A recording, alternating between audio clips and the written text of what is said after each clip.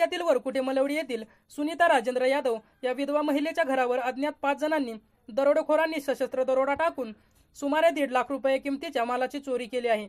या घटनेची माहिती मिळताच राष्ट्रवादी युवक काँग्रेसचे राज्य सरचिटणीस व शिवसंकल्प पतसंस्थेचे चेअरमन अभयसिंह जगताप यांनी घटनास्थळी भेट देऊन तात्काळ 50,000ची आर्थिक मदत जाहीर केली आहे। गुढीपाडव्याच्या रात्री वरकुटे मलवडी येथील श्रीमती सुनीता राजेंद्र यादव या विधवा महिलेच्या घरी चोरी झाली। गेल्या वर्षी झालेल्या पतीच्या निधनानंतर अत्यंत कष्टाने त्यांनी शेळी पालन करून घर सांभाळले होते।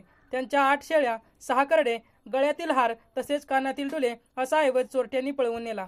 श्रीमती सुनीता राजेंद्र यादव या घरच्या अंगणात बाहेर झोपल्या असता रात्री सुमारे 2 वाजता 4 ते 5 जणांनी त्यांना गळ्याला सुरा लावून आणि घरातील खिडकीला साडीच्या साह्याने बांधून ठेवले।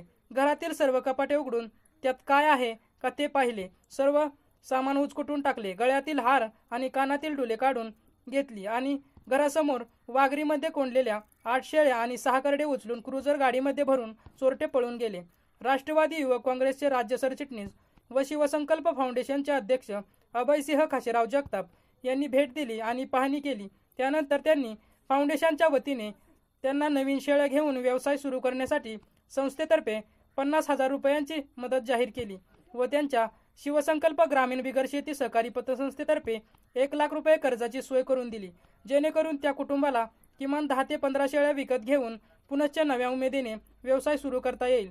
सोबत ग्रामपंचायत सदस्य जालिंदर वाघमोडे, प्रशांत आटपाडकर, ऋषिकेश जगताप, भाऊ मिसाळ, संतोष यादव, बापू यादव, विनायक बनसोडे, निकोल बनसोडे आदी ग्रामस्थ उपस्थित होते। झुंजार न्यूज महाराष्ट्र संपादिका कुमारी सोनाली माने बेदाल।